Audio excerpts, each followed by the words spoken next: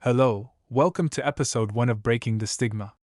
In this series, we'll explore how society understands disability, how stereotypes form, and how we can shift from pity and assumptions to respect, access, and inclusion. Today's episode asks a basic but powerful question: what does disability really mean? We'll look beyond labels, into models of disability, global definitions, and how culture and infrastructure shape daily life for people with disabilities around the world.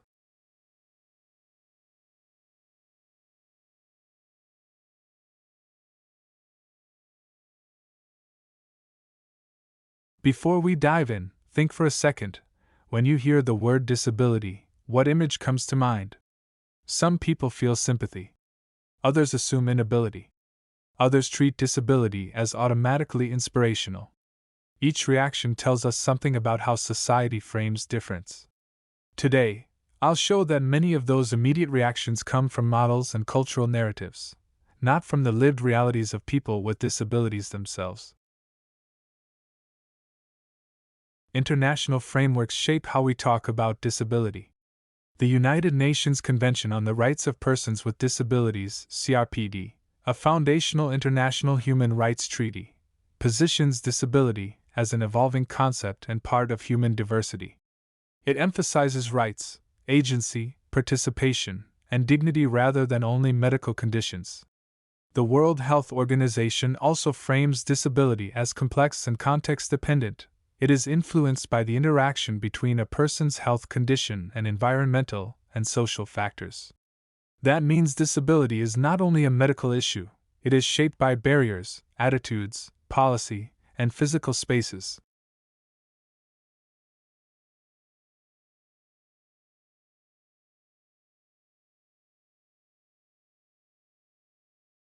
A useful way to understand the difference in thinking is to compare two models.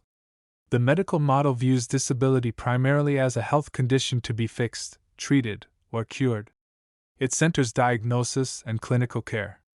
The social model, by contrast, shifts the focus. It argues disability emerges when impairments meet an environment that excludes or erects barriers, physical, communicational, or attitudinal. For example, a person using a wheelchair is limited not because of the wheelchair, but because a building has only stairs and no ramp. That distinction changes the kinds of solutions we pursue. Medical solutions alone won't remove steps, improve sign language access, or change discriminatory hiring practices. Using both perspectives together, medical supports when needed and social changes where required, gives a fuller, balanced approach. To avoid confusion, let's define core terms. Impairment refers to a loss or difference in body function or structure. For example, a motor impairment, visual impairment, or a neurological condition. Disability is best understood as the outcome of that impairment interacting with societal and environmental barriers. Accessibility refers to the design of products, environments, programs, and services to be usable by all people. And inclusion is the sustained practice of removing barriers, enabling participation, and valuing people's contributions. These definitions are grounded in international frameworks like the CRPD and in WHO's functional approaches.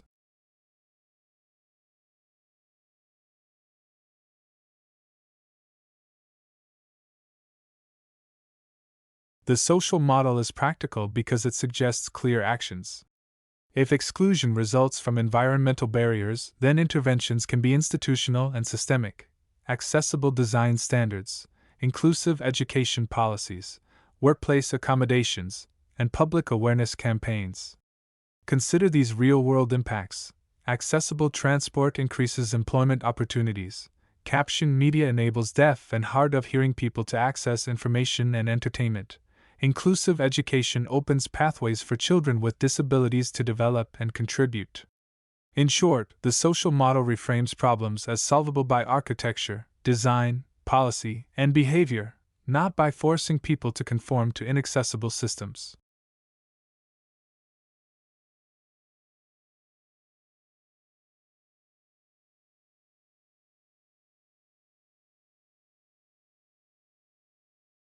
Let's address some widespread misconceptions. First, the idea that people with disabilities are always dependent.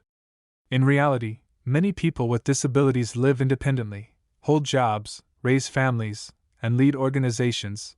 They may use supports or technology to do so. Second, disability is often seen as rare, but it's common. The likelihood of disability increases with aging populations and with chronic health conditions, so disability is not an isolated issue. Third, treating disability only as a medical problem limits solutions. It fails to address exclusionary policies and physical barriers. Challenging these myths opens the door for better policy and everyday behavior.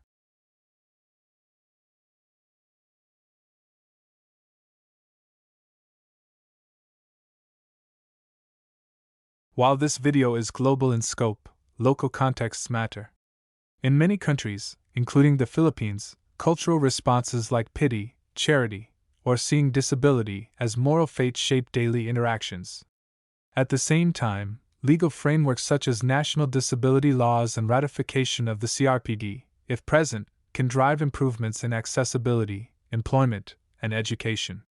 So the pathway to inclusion combines cultural awareness, legal protections, and practical changes in the environment, and each country will have its own priorities and challenges. We will cover local actions and stories in later episodes, but the principles I've described apply everywhere.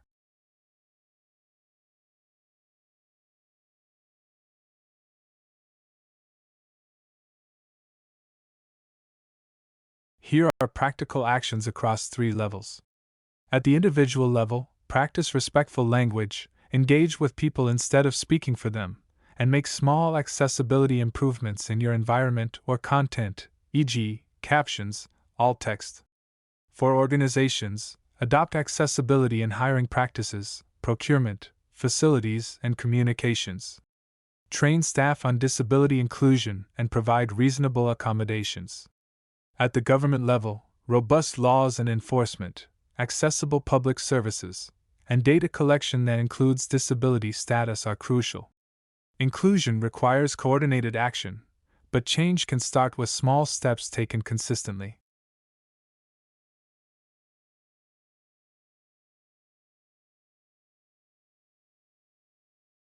To bring this to life, consider brief examples.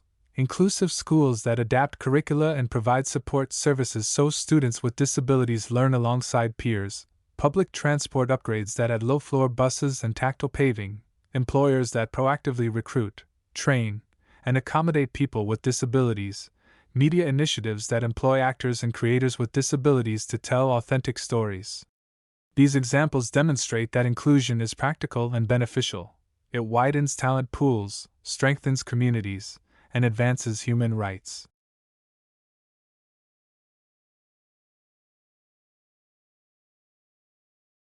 To summarize, disability is not a deficit, it is one aspect of human diversity. Understanding disability through the social model helps us target the barriers that exclude people. Inclusion is a shared responsibility, from how we talk to one another, to how buildings are designed, to the laws that enable equal participation. Small, consistent changes add up to meaningful inclusion.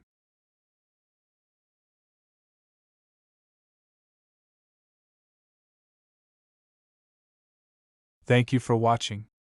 If this resonated, please like, share, and subscribe. Tell us in the comments, what surprised you most about the social model? If you're comfortable, share a local accessibility issue you think needs attention. Next episode, we will unpack common stereotypes and provide concrete ways to challenge them. Together, let's break the stigma.